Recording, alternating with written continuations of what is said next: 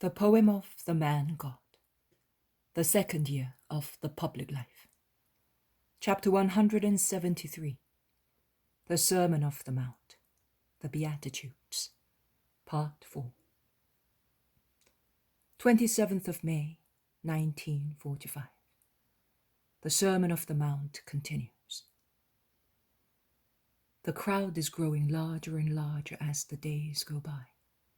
There are men, women, old people, children, rich and poor alike.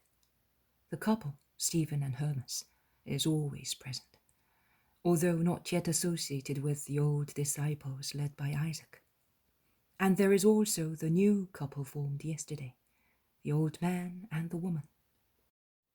They are in the front row near their comforter, and they look much more cheerful than yesterday. The old man, to make up for the many months or years during which he was neglected by his daughter, has laid his wrinkled hand on the knees of the woman, and she is caressing it out of the inborn instinct of a morally sound woman to be maternal. Jesus passes near them to climb up to his rustic pulpit, and while passing, he caresses the head of the old man who looks at him as if he already saw him as God. Peter says something to Jesus, who makes a gesture as if he wanted to say, "It does not matter." But I do not understand what the apostle says. Peter remains near Jesus, and Judas, Thaddeus, and Matthew join him. The other apostles are scattered among the crowd. Peace be with you all. Yesterday, I spoke of prayer, of swearing, of fasting. Today I want to instruct you in other perfections. They are also prayer, trust, sincerity, love, and religion. The first thing I will speak to you of is the right use of riches, changed into as many treasures in heaven by the goodwill of the faithful servant. The treasures of the earth do not last, but the treasures of heaven are eternal. Are you fond of what is yours? Are you sorry to die because you will no longer be able to look after your property, and you will have to leave it? In that case, transfer them to heaven. You may say, "What is of the earth will not enter heaven," and you have taught us that money is the filthiest thing on earth. How can we transpose them to heaven? No, you cannot take money, material as it is, into the kingdom where everything is spiritual. But you can take the fruit of money. When you give a banker your money, why do you do it? That he may make it bear interest. You do not deprive yourselves of it, not even temporarily, that he may give you back 10 plus 1 or even more. Then you become happy and you praise the banker. Otherwise, you say, "He is honest, but he's a fool." And if instead of 10 plus 1, he should give you 9, saying, "I lost the rest," you would denounce him and send him to prison. What is the fruit of money? Does the banker sow your money and water it to make it grow? No. The fruit is given by a skillful handling of business, so that by means of mortgage deeds and loans at interest, the money is increased by the premium rightly requested for the loan of the gold. Is it not so? Now listen. God gives you earthly riches. To some people he grants a great deal, to some only as much as they need to live. And he says to you, now it is up to you. I have given them to you. Gain by these means an end, as my love wishes for your own good. I have entrusted you with them, but not that you may turn them into evil. Make your wealth bear interest for this real fatherland, both because of the reputation I hold you in and out of gratitude for my gifts. And here is the method to gain this end. Do not accumulate your treasures on the earth, living for them, being cruel for them, cursed by your neighbor and by God on account of them. It is not worth it.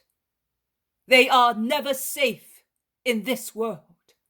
Thieves can always rob you.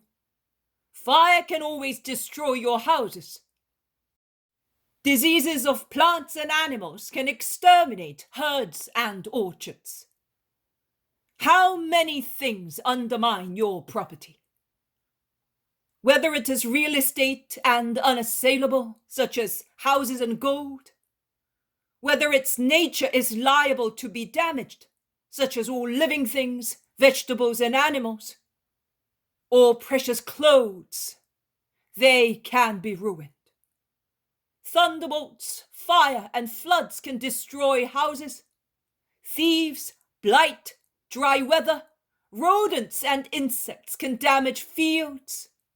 Catching diseases, fever, crippling, murrain can destroy cattle. Moths and mice can ruin valuable pieces of cloth and precious pieces of furniture. Oxidization can corrode vases, chandeliers, and artistic gates. Everything is subject to destruction. But if you turn earthly welfare into supernatural good, then it becomes free from all damage by time, men, and calamities. Store up your treasure in heaven, where thieves cannot break in, and where no calamities occur. Work with merciful love for all the miseries of the earth. You may caress your money and kiss it if you wish so. You may rejoice at the plentiful crops, at the vineyards laden with grapes, at the countless number of olives which bend the branches of the olive trees, and at your profile sheep with turgid udders. You may rejoice at all that, but not in a sterile or human way. Rejoice with love and admiration, with supernatural delight and foresight. Thank you, my God, for this money, for these crops, plants, sheep, and for this business. Thank you, sheep, plants, meadows, business, which serve me so well. May you all be blessed, because through your goodness, O eternal Father, and through yours, O things of mine, I can do so much good to those who are hungry or are naked, homeless, sick, alone. Last year, I did it for 10. This year, as I have more money, although I gave away much as alms, and the crops are more plentiful, and the flocks larger, I will give twice, 3 times as much as last year, so that everybody, also those who have no wealth of their own, may partake of my joy and bless with me the eternal Lord. That is the prayer of a just man. a prayer which joined to your deeds transfers your wealth to heaven, and not only keeps it eternally for you, but you will find it increased by the holy fruit of love. Store your treasure in heaven, so that your heart may also be there, above and beyond the risk that not only your gold, your houses, fields, and herds may suffer damage, but that your very heart may be attacked and robbed, corroded, burnt and killed by the spirit of the world. If you do that, you will have your treasure in your heart, because you will have God within you until the blessed day when you will be in Him. But in order not to diminish the fruit of charity, take care to be charitable in a supernatural spirit. What I said in regard to prayer and to fasting applies also to charity and to any other good action you may do. Keep the good you may do free from the violating sensation of the world. Keep it immune from human praise. Do not profane the scented rose of your charity and of your good deeds, as it is a true censer of perfumes agreeable to the Lord. Good is profaned by a proud spirit, by the desire to be noted when doing good, and by the quest for praise. The rose of charity is then dribbled and eaten away by the big slimy snails of satisfied pride, and the censer is filled with the fetid straw of the litter, on which the proud man basks like a well-fed animal. Oh, those deeds of charity accomplished to be pointed out by people! It would be better, much better, if they had not been performed at all. Who does not do them commits a sin of harshness. Who does them, letting people know both the amount given and the name of the person to whom it was given, and begging for praise, commits a sin of pride by making the offer known, as he says, "See how much I can afford." Sins against charity, because he humbles the beneficiary by making his name known, and commits a sin of spiritual avarice, as he wants to store up human praise. It is straw, nothing but straw. Let God and his angels praise you. When you give alms, do not have it trumpeted before you, to draw the attention of passers-by and win their praise, as the hypocrites do, who want to be praised by men and thus give alms only where they can be seen by many people. They too have received their reward and will not have another one from God. Do not commit the same sin, and do not be so presumptuous.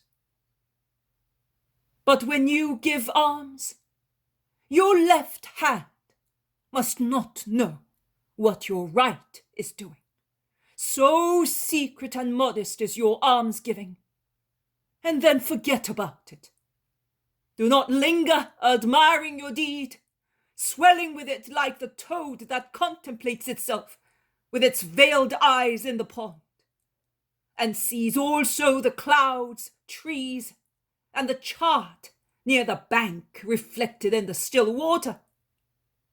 And when it sees that it is so small as compared to them, which are so large, it swells up with air until it bursts.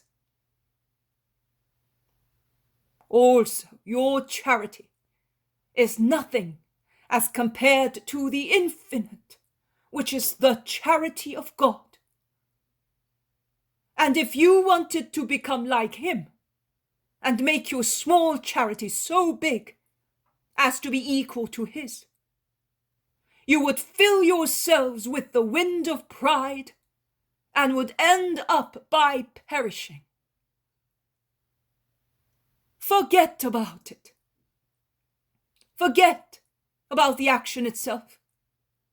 A light, sweet voice will always be present with you and will make your day bright, sweet, and happy. Because that light will be the smile of God. The honey will be the spiritual peace which still comes from God. And the voice will be the voice of God, the Father, who will say to you, thank you. He sees the hidden evil and the concealed good and will give you a reward for that. Master, you give the lie to your own words. The sudden resentful remarks comes from the center of the crowd. They all turn round in the direction of the voice. There is some confusion. Peter says, I told you. When there is one of those over there, everything goes wrong. Many people in the crowd hiss and grumble against the reviler. Jesus is the only one who remains calm. He has folded his arms and is standing, tall as he is, on his rock, with the sun in front of him, in his dark blue tunic. The reviler, heedless of the reaction of the crowd, goes on. You are a bad master because you teach what you do not do.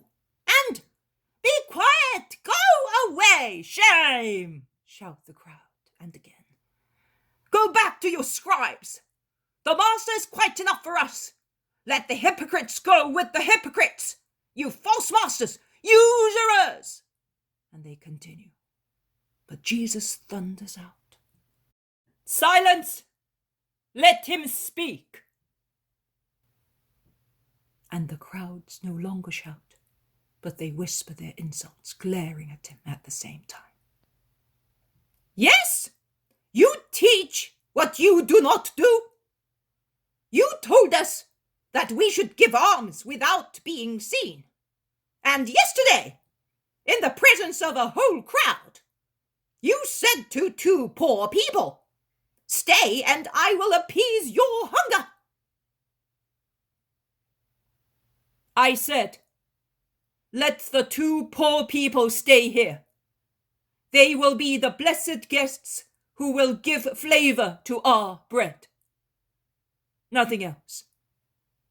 I did not say I wanted to satisfy their hunger. Which poor man has not at least some bread? It was my joy to extend to them our good friendship. Of course, you are cunning and you can play the lamb. The old man stands up, turns round, and raising his walking stick, he shouts, Infernal tongue, who are accusing the Holy One, do you think that you know everything, and that you can accuse him of what you know? As you do not know who God is, and who he is whom you are insulting, so you do not know his deeds. Only the angels and my overjoyed heart know.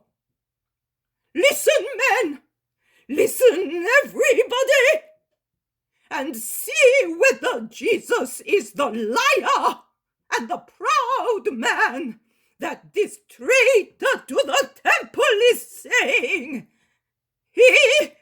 Be quiet, Ismail. Be quiet, for my sake. If I made you happy, please make me happy by being silent. Jesus begs him. I obey you, Holy Son, but let me say only this thing. The blessing of an old faithful Israelite is on him who assisted me in the name of God, and God put that blessing on my lips for me and for Sarah, my new daughter. But there will be no blessing on your head. I will not curse you. I will not foul with a curse my mouth, which must say to God, receive me. I did not do it to her who disowned me, and I have already received a divine reward for it. But there is one who will take the place of the innocent you are accusing, and of Ishmael, the friend of God, who assists him.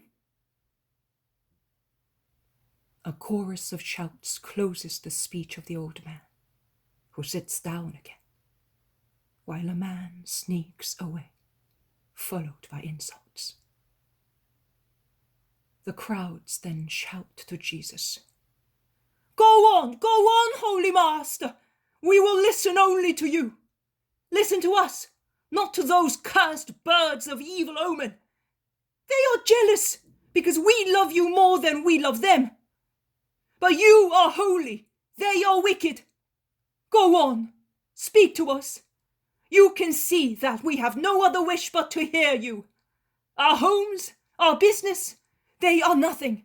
We left them to hear you. Yes, I will speak to you. But do not be upset by what happened. Pray for those poor people. Forgive them as I do.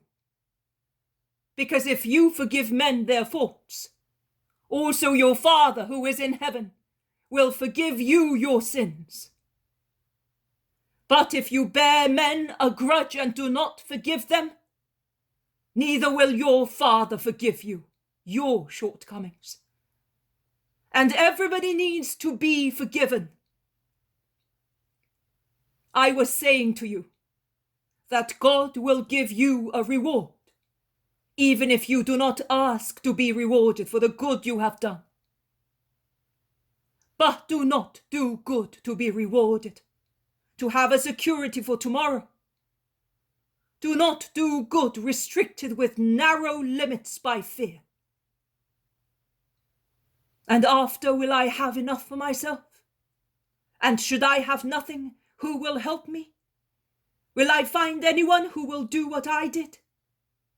And when I will no longer be able to give, will I still be loved? Look,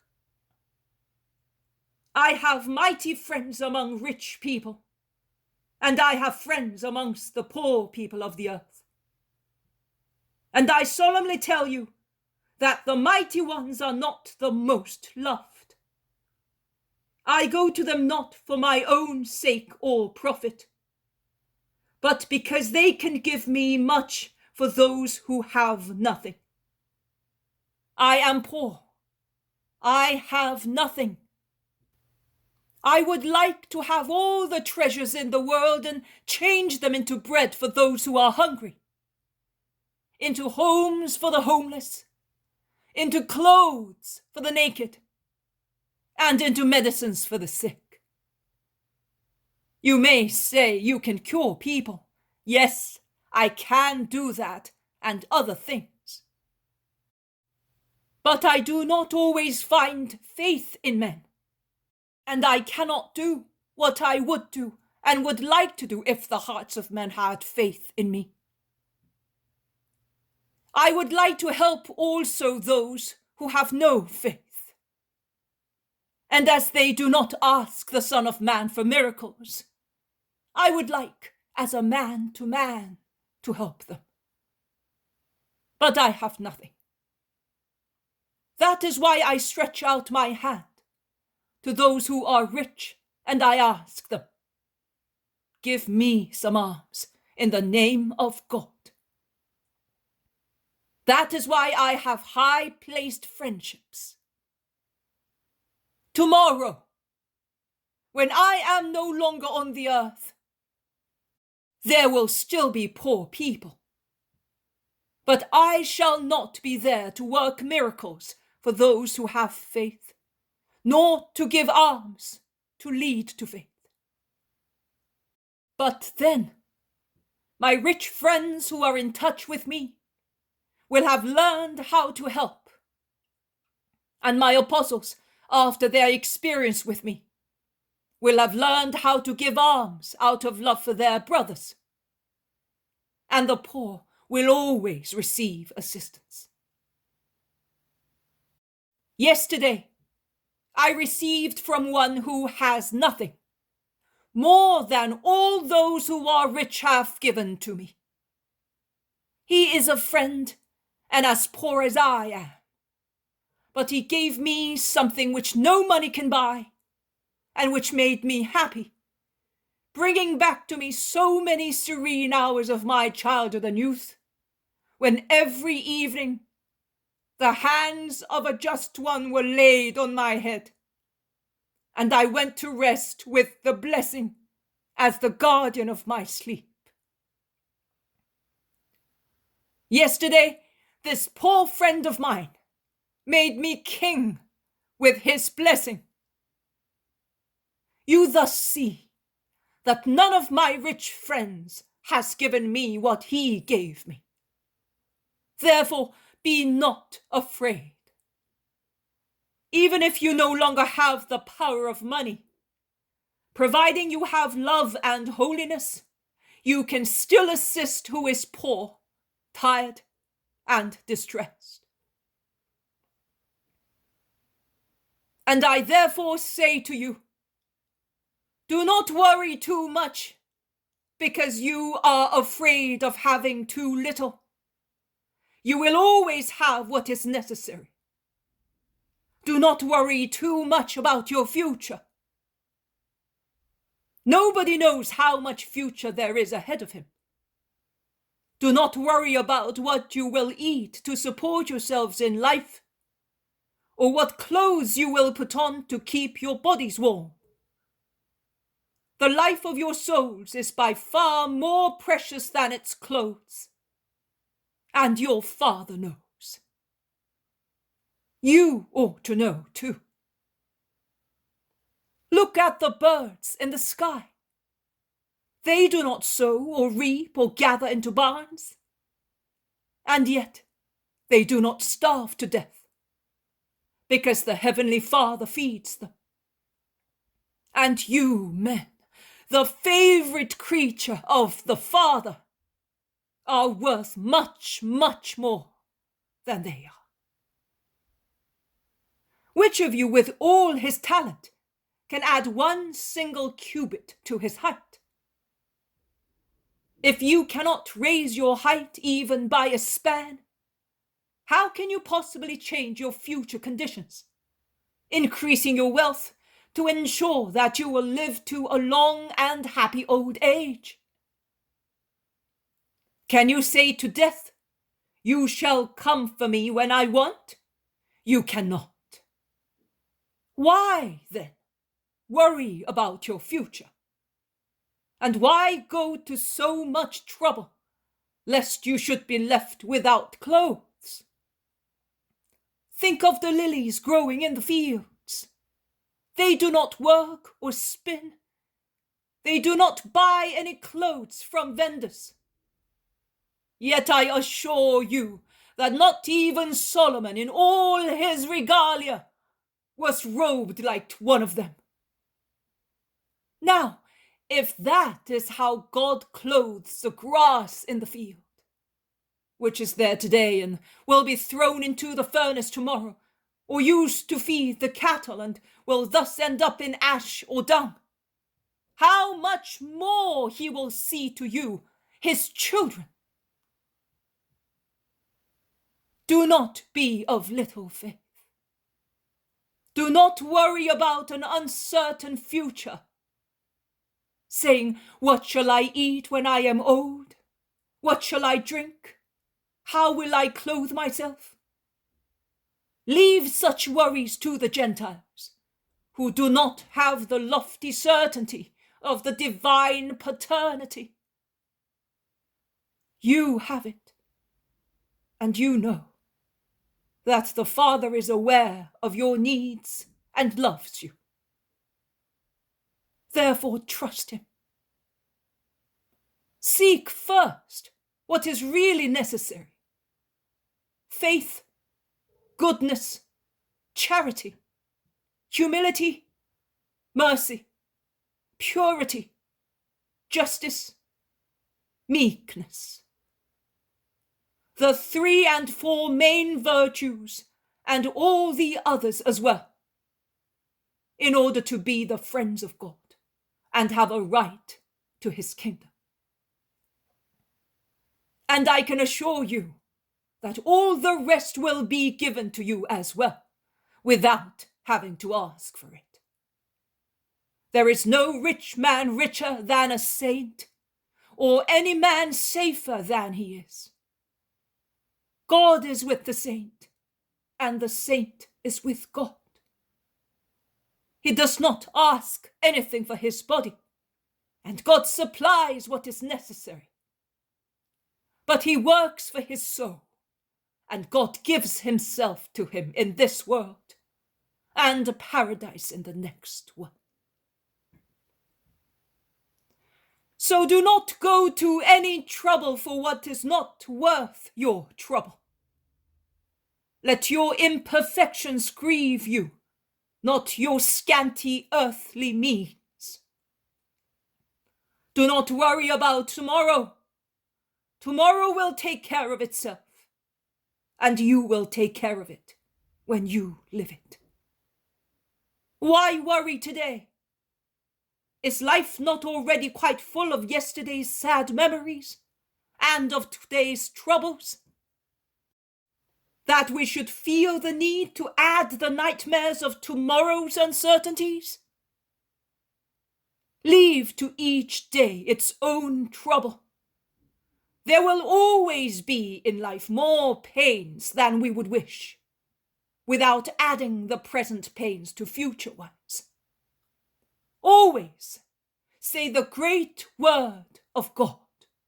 Today, you are his children, created to his likeness. So say with him, today. And today, I give you my blessing. May it accompany you until the beginning of a new today, of tomorrow.